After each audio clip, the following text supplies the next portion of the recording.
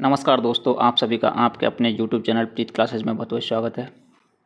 हमारे जो JEE PV के प्रीवियस ईयर पेपर चल रहे थे उसमें हम नेक्स्ट पेपर कर रहे हैं बेंगलोर डिवीज़न का, जो कि आपके एग्ज़ाम डेट आपके 5 अगस्त 2020 को कंडक्ट कराया गया था। इससे पहले के पेपर अगर आपने नहीं देखे तो आप उन्हें प्लेलिस्ट चेक करके ज़रूर देखें।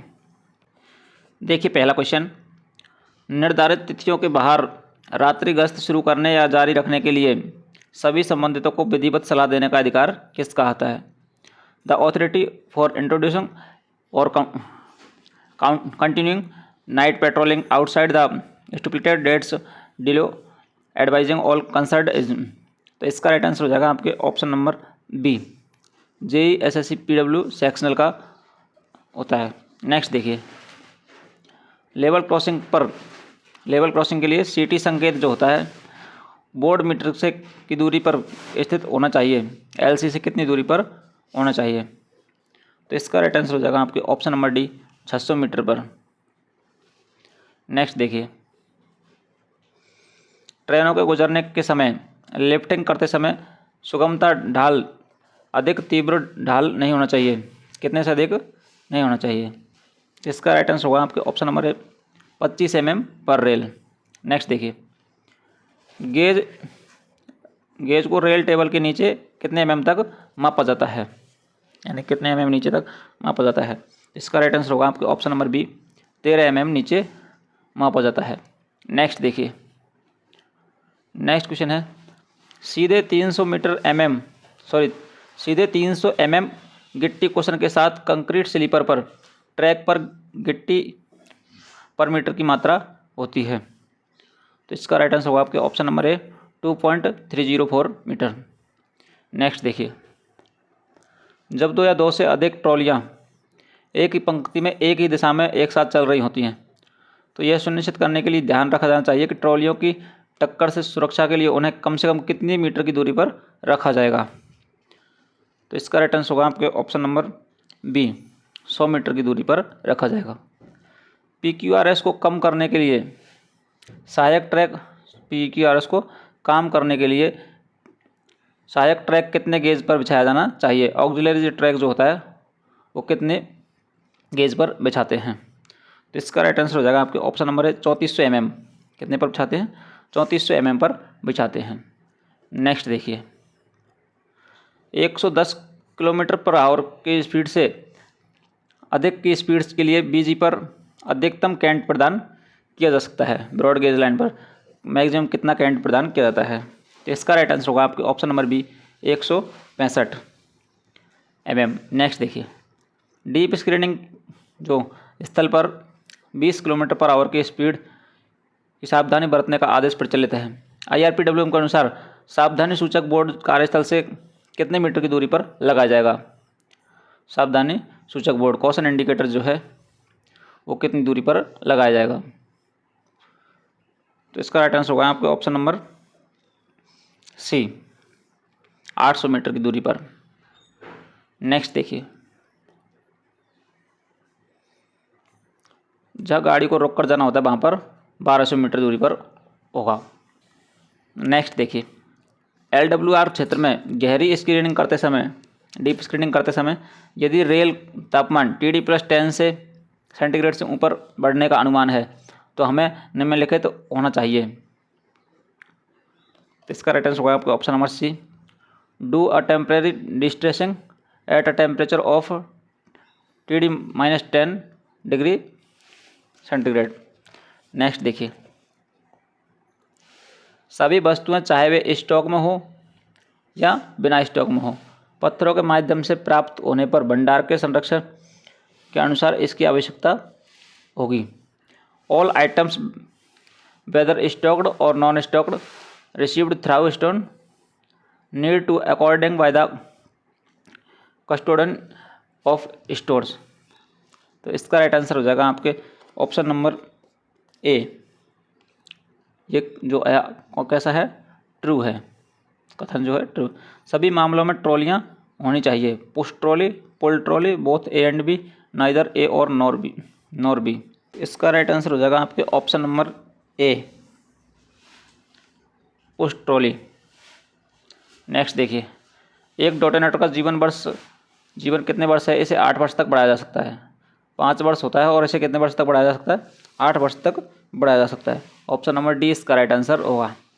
लेवल क्रॉसिंग किसके अंतर्गत नहीं आने चाहिए? इसका आंसर होगा आपके option number C, fixed length और LWR, fix length of LWR and CWR के अंतर्गत नहीं आने चाहिए। नेक्स्ट देखिए, किसी लेवल क्रॉसिंग की ओवरऑलिंग की आवृत्ति जो है वो एक बार कितने समय में एक बार होनी चाहिए? तो इसका राइट आंसर हो जाएगा आपके ऑप्शन नंबर सी, 2 साल में एक बार ओवरऑलिंग होनी चाहिए।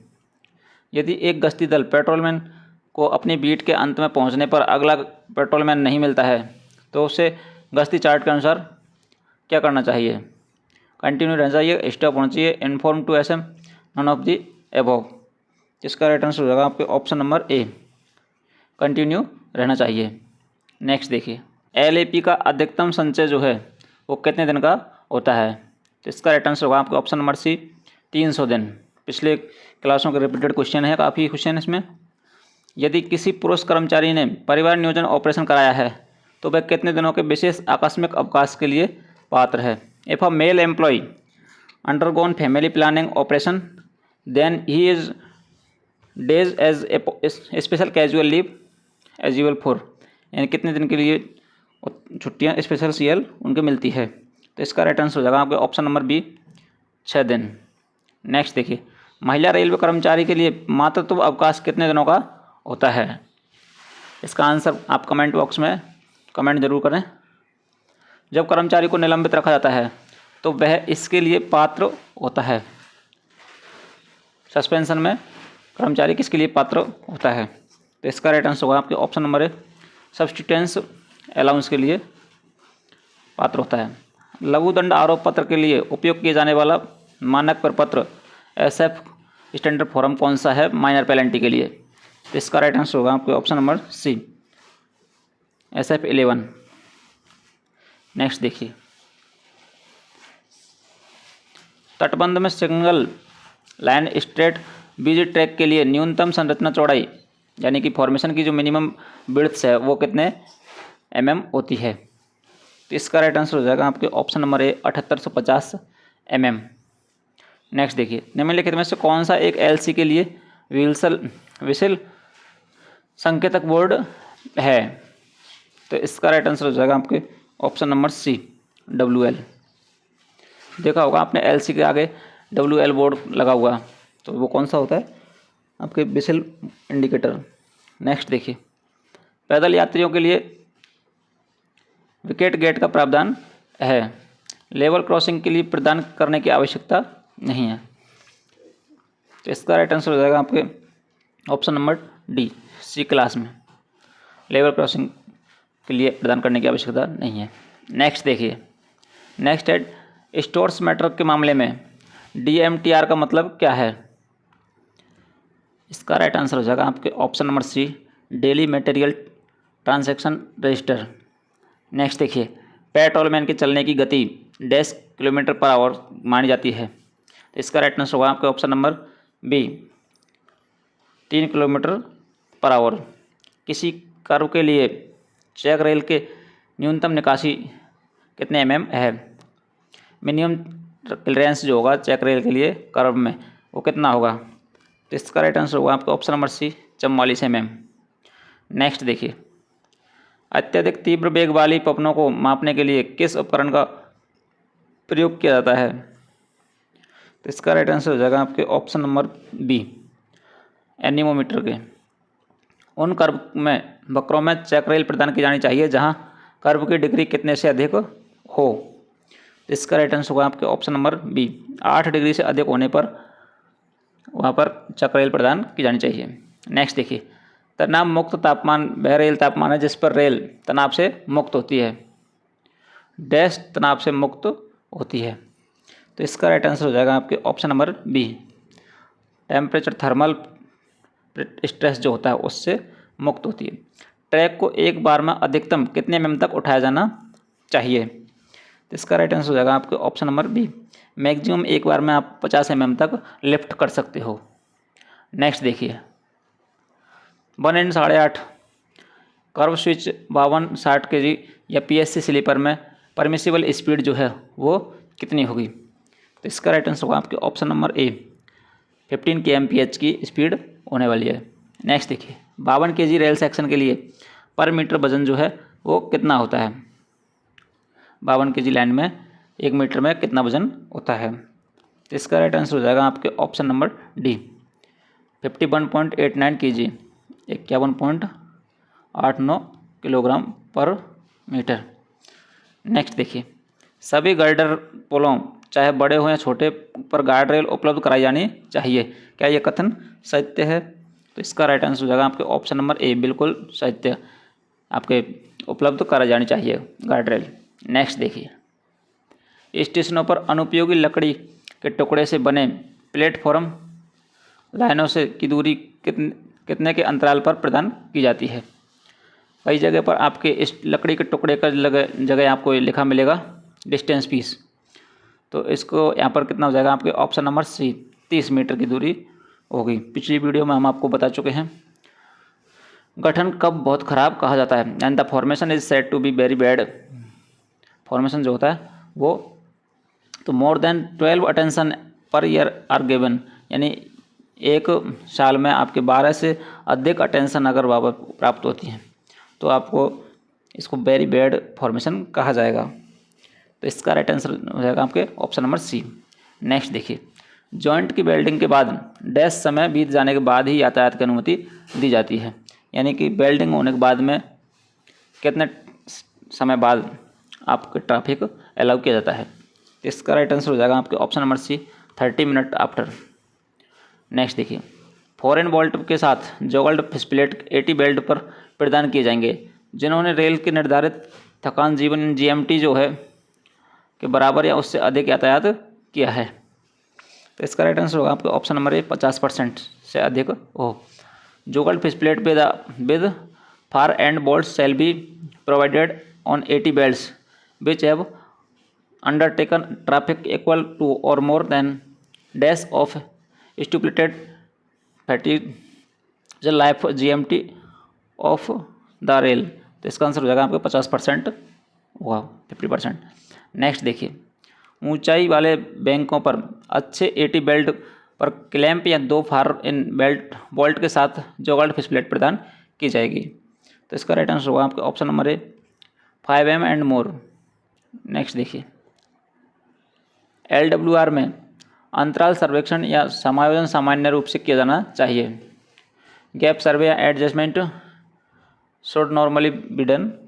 तो इसका राइट आंसर हो जाएगा आपके option number A, 1 in a year, साल में एक बार। नेक्स्ट देखिए, ब्रॉड गेज पर BG पर डैश से अधिक बेल्टेड रेल की लंबाई सामान्यतः LWR के रूप में कार्य करेगी। तो इसका राइट आंसर हो जाएगा आपके ऑप्शन नंबर डी, 250 मीटर से अधिक, अगर मतलब 250 मीटर के अंदर आपके बेल्ट नहीं है तो अधिक रेल बेल्टेड की लंबाई जो है LWR के रूप में कार्य करेगी। हम यहाँ यूँ भी कह सकते हैं कि LWR की जो मैक्सिमम मतलब लेंथ होती है LWR की, वो कितनी होती है? 250 मीटर। नेक्स्ट देखिए, यदि LWR को पॉइंट्स और क्रॉसिंग के पास समाप्त किया जाता है तो स्टॉक रेल जॉइंट SRJ और SEJ के साथ साथ क्रॉसिंग और SEJ के बीच भी प्रदान किया जाएगा। SRJ का फुल फॉर्म क्या होगा? Stock rail joint. तो इसका राइट आंसर हो जाएगा आपके ऑप्शन नंबर ए, 1-3 रेल पैनल।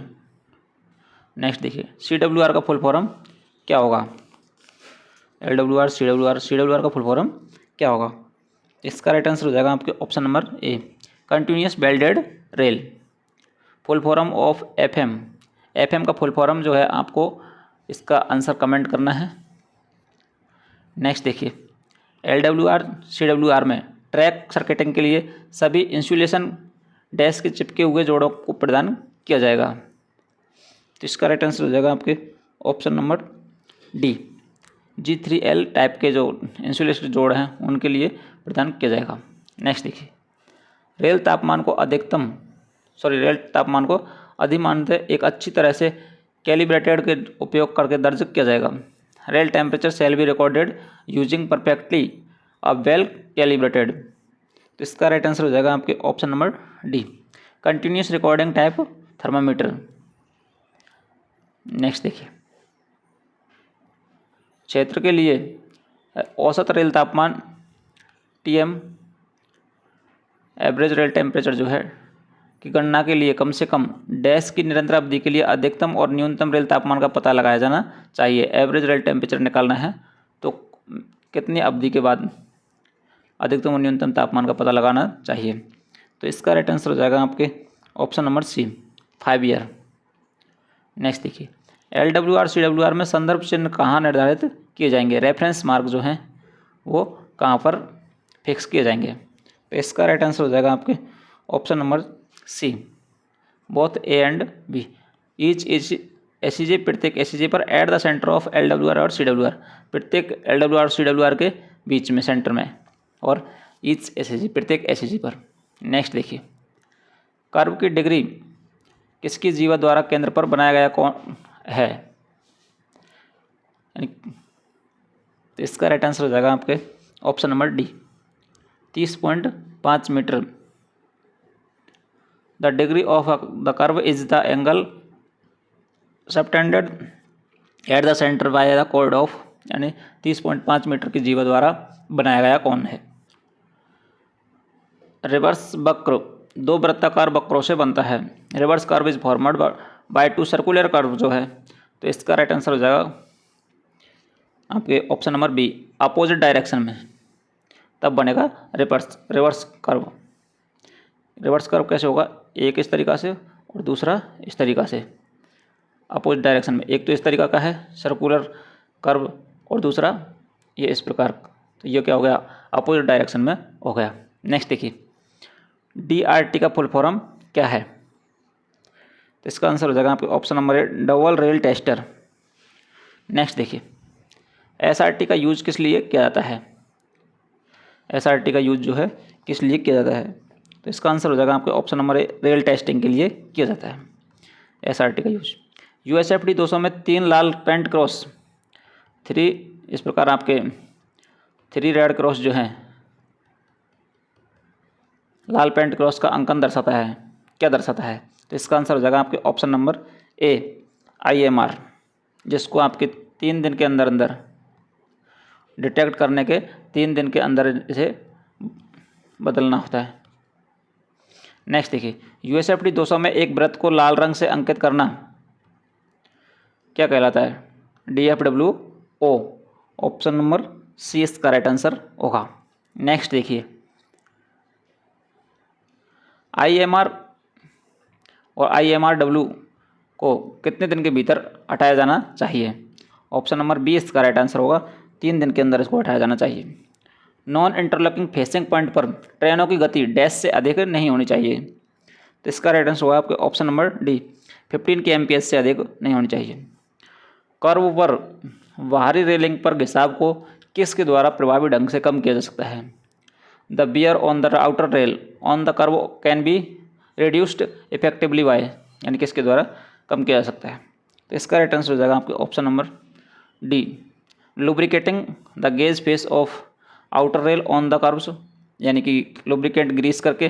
दूसरा, maintaining correct curve geometrical and super elevation, और प्रोविजन और सूटेबल चेक रेल। इन सभी करने के बाद में ही इसके जो बियरनेस है उसको कम किया जा सकता है घिसाव को। नेक्स्ट देखिए, फिटिंग वगैरह सारी चीज़ें ग्रीस वगैरह प्रॉपर रूप से करने के बाद में।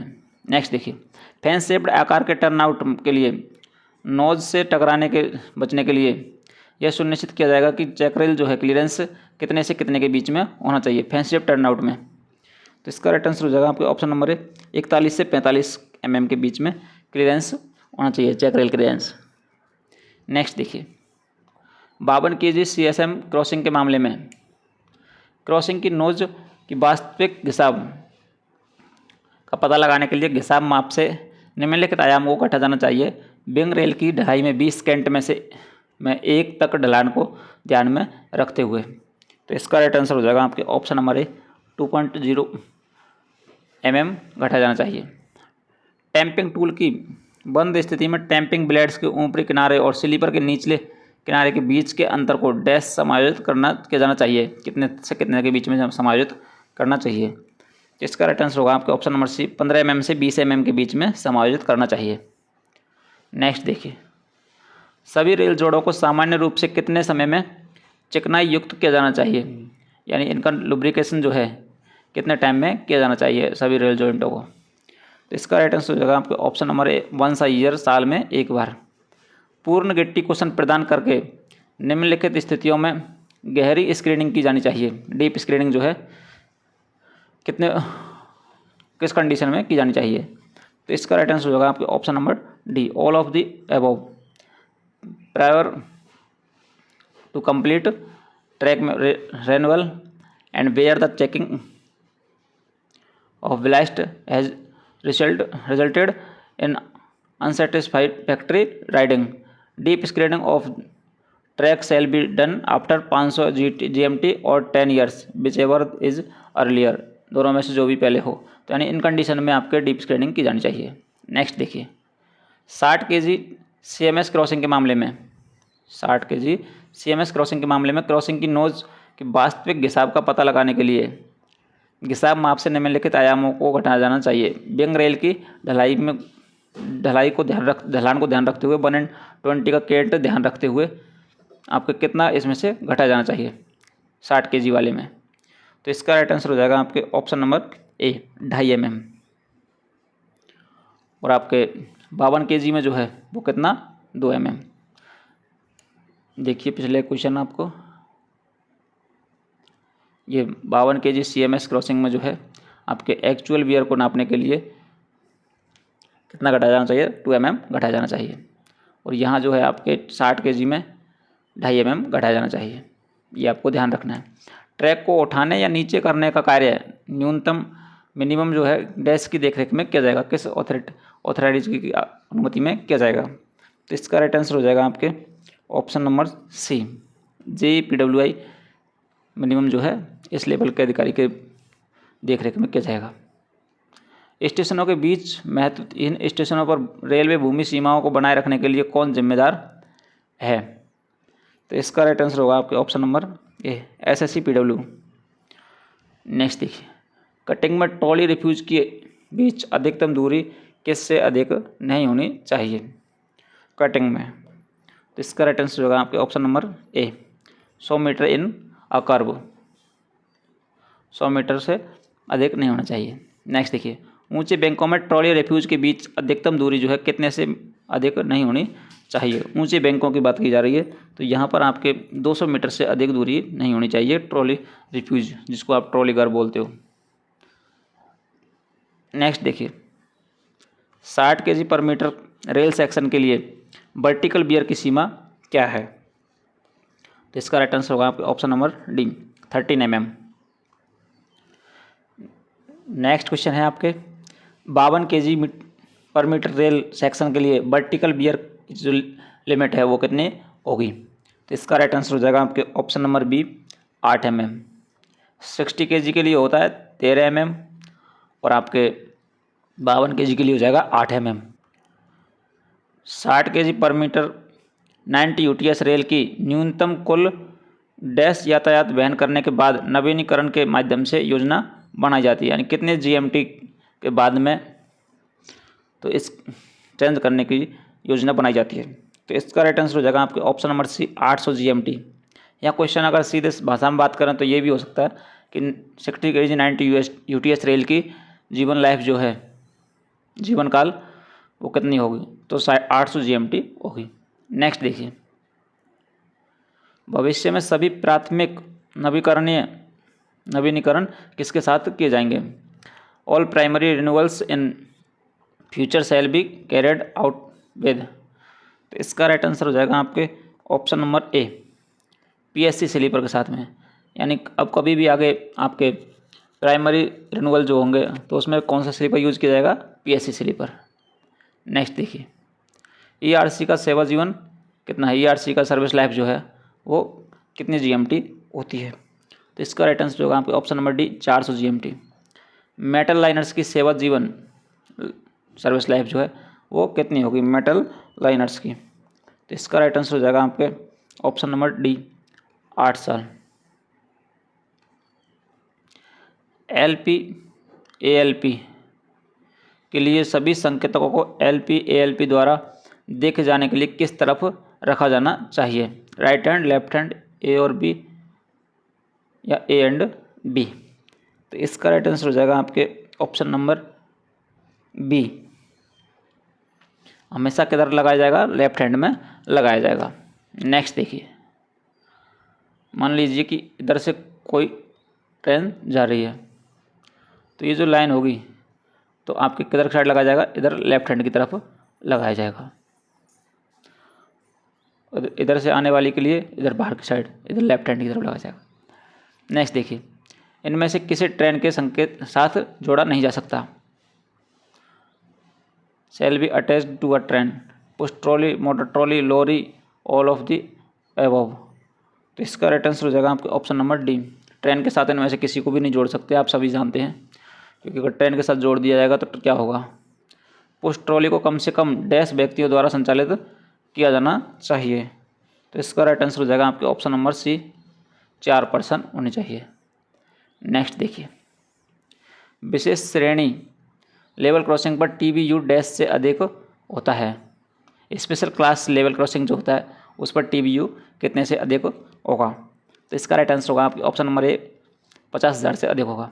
बी क्लास लेवल क्रॉसिंग पर टीबीयू डैश से अधिक होता है, तो इसका आंसर होगा आपके ऑप्शन नंबर डी, 20,000 से अधिक होगा। नए मानवयुक्त संपारों पर सामान्यतः किस प्रकार के अवरोध उपलब्ध कराए जाने चाहिए? तो इसका राइट आंसर होगा आपके ऑप्शन नंबर ए, लिफ्टिंग। नेक्स्ट देखिए, सभी सड़कों को पार करने वाली रेलवे लाइन को अधिमान तक कहाँ पर पार करना चाहिए? कहाँ से पार करना चाहिए? All road crossing should be perfectly cross the railway line at? तो इसका राइट आंसर हो जाएगा आपके ऑप्शन नंबर बी, 90 डिग्री पर। जैसे ये मान लीजिए कि आपके रेलवे लाइन है और दूसरा आपके रोड है, तो रोड को जो क्रॉस करवाया जाएगा रेलवे लाइन से, तो वो परफेक्टली प्रीफरली क्रॉस यानी कि कितने डिग्री पर होना चाहिए? 90 डिग्री पर होना चाहिए। सभी इंटरलॉक लेवल क्रॉसिंग रखी जाएंगी। इंटरलॉक लेवल क्रॉसिंग जो है कहाँ रखी जाएंगी? तो इसका आंसर होगा आपका option number C, normally open to road traffic. Next देखिए, रोड ट्रैफिक ओपन के लिए रखी जाएंगी। नेक्स्ट क्वेश्चन है, सबसे बाहरी स्टॉप सिग्नल के भीतर स्थित लेवल क्रॉसिंग पर गेटों का प्रबंधन और संचालन किसके नियंत्रण में होगा? सबसे बाहरी स्टॉप सिग्नल के भीतर, तो इसका आंसर हो जाएगा आपके option number B, operating department के द्वारा इनको कंट्रोल किया जाएगा। नेक्स्ट क्वेश्चन है, सभी संपारों पर यातायात की आवधिक गणना जो है टीबीयू की जो गणना होती है वो कितने टाइम के बाद में होती है? तो वो 3 ईयर्स के बाद में होती है। नेक्स्ट देखिए, नेक्स्ट क्वेश्चन है, एटी वेल्डिंग के लिए विभागीय वेल्डरों एवं पर्यवेक्षकों का प्रशिक्षण और प्रमाणीकरण किसके द्वारा किया जाता है? तो इसका राइट आंसर होगा आपके option number C, both A and B, यानी thermit portion plant TPP and northern railway Lucknow और दूसरा thermit welding centre TWC Vijayawada के द्वारा किया जाता है। नेक्स्ट देखिए, एलडब्ल्यूआर सीडब्ल्यूआर के प्रत्येक सिरे की लंबाई जो तापमान भिन्नता के कारण विस्तार संकुचन के अधीन होती है डैश कहलाती है, क्या कहलाती है? तो इसका राइट आंसर होगा आपका option number C, breathing length of these, breathing length कहलाती है। The length at each end of LWR CWR which is subjected expansion और कंस्ट्रक्शन कॉन्ट्रैक्शन, एक्सपेंशन यानी विस्तार और कॉन्ट्रैक्शन यानी संकुचन, फैलना और सिकुड़ना, on account of temperature variation is called as, यानी breathing length of this, breathing length में ये एक्सपेंशन और कॉन्ट्रैक्शन होता है। नेक्स्ट देखिए, जब एक ट्रेन संतुलन गति से कम गति पर एक वक्र के चारों ओर यात्रा करती है तो क्या कहलाती है? इसका आंसर हो जाएगा आपके ऑप्शन नंबर है, कैंट एक्सेस एक्यूर्स। नेक्स्ट देखिए, डिस्ट्रेसिंग के दौरान रेल टेंसर द्वारा रेल पर लगाए गए खिंचाव का विरोध करने के लिए आवश्यक ट्रैक की लंबाई को क्या कहा जाता है? तो इसका आंसर होगा आपका option number C, anchor length कहा जाता है। नेक्स्ट देखिए, एक घन परवलय के रूप में रखे गए संक्रमण ट्रांजिशन कर्व का परिचय मुख्य वृत्ताकार चाप को अंदर की ओर ले जाने का कारण बनता है, इसे क्या कहा जाता है? तो इसका आंसर हो जाएगा आपके ऑप्शन नंबर सी, शिफ्ट कहा जाता है। स्विच के अप्रोच पर रनिंग रेल के साथ स्टॉक रेल के जोड़ को क्या कहा जाता है? स्विच के अप्रोच पर रनिंग रेल के साथ स्टॉक रेल के जोड़ को क्या कहा जाता है? SEJ, HOC, TDS, SRJ। तो इसका राइट आंसर हो जाएगा आपके ऑप्शन नंबर डी, SRJ कहा जाता है। SEJ का full form switch extended joint, switch expansion joint, short end joint, all above. इसका आंसर आपको कमेंट करना है। SSCPB इंचार्ज को एक बार loco brake van rear window का निरीक्षण करना चाहिए। जिसका आंसर हो जाएगा आपके option number C, fortnight, पखवाड़े में एक बार, यानी कि 15 दिन में एक बार। नेक्स्ट देखिए, SSCPB इंचार्ज और SSCPB सेक्शनल द्वारा एक बार रोटेशन में पैसेंजर और रनिंग लाइनों पर पॉइंट एंड क्रॉसिंग का PNC का निरीक्षण इंस्पेक्शन करना चाहिए, कितने टाइम में करना चाहिए? तो इसका आंसर हो जाएगा आपके ऑप्शन नंबर बी, 3 मंथ में एक बार, 3 महीने में। नेक्स्ट देखिए, SSCPB इंचार्ज को पुल और पहुंच मार्ग का निरीक्षण करना चाहिए, कितने समय में करना चाहिए? यानी अप्रोच और ब्रिज जो हैं उनका इंस्पेक्शन कितने टाइम में करना चाहिए? तो इसका आंसर हो जाएगा आपके option number B, once in a year, यानी साल में एक बार। SSCPB इंचार्ज को पुलों और अप्रोच, ब्रिज और अप्रोच का निरीक्षण करना चाहिए। तो इसका राइट आंसर हो जाएगा आपके ऑप्शन नंबर ए, बिफोर मानसून, मानसून से पहले इनका निरीक्षण करना चाहिए। मानसून से पहले और साल में एक बार करना चाहिए। गैंग मास्टर और गैंग चार्ट डायरी किसके कब्जे में होगी? तो इसका आंसर हो जाएगा आपके option number D, gang mate के कब्जे में होगी। गैंग मास्टर और गैंग चार्ट डायरी जो है गैंग मैट के कब्जे में होगी, यानी इनके अंडर रखी जाएगी। PQRS का फुल फॉर्म, यहाँ पर टाइपिंग मिस्टेक है, ये होगा PQRS। क्या होगा? PQRS का फुल फॉर्म क्या होगा? तो ये आपको कमेंट बॉक्स में कमेंट करके बताना है। बाकी इसका आंसर हो जाएगा आपके option number A, Plasser quick relaying system. Next देखिए, फुल फॉर्म ऑफ BCM का फुल फॉर्म आपको कमेंट करना है, कौन सा ऑप्शन इसका राइट आंसर होगा? DTS का फुल फॉर्म क्या होगा?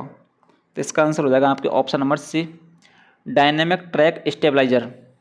DTS का क्या हो जाएगा full form? Dynamic track stabilizer. Next देखिए, BG ग्रुप डी अधिकतम कैंट कितना प्रदान किया जाएगा?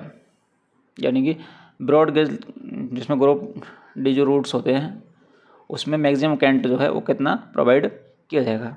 तो इसका आंसर हो जाएगा आपके ऑप्शन नंबर डी, 165 mm का। नेक्स्ट देखिए, कैंट आधिक्य को डैश रोलिंग स्टॉक से अधिक की अनुमति नहीं दी जानी चाहिए। तो इसका आंसर होगा आपके ऑप्शन नंबर बी, 75 mm से अधिक की अनुमति नहीं जानी चाहिए। नेक्स्ट देखिए, अब हैं आपके राजभाषा के क्वेश्चन, ऑफिशियल लैंग्वेज, जो कि आपके हर LDC एग्जाम में 10 क्वेश्चन पूछे जाते हैं। राजभाषा अधिनियम के अनुसार केंद्र सरकार के कार्यालयों से क्षेत्र B तक संचार इस प्रकार होगा, यानी किस भाषा में होगा?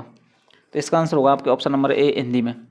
नगर राजभाषा कार्यान्वयन समिति की बैठकों की अवधि क्या है? तो इसका आंसर होगा आपके ऑप्शन नंबर ए, 6 महीना होगी। भारत संघ की राजभाषा क्या है? हिंदी। किसकी बात की जा रही है? राजभाषा की। तो राजभाषा क्या है? हिंदी।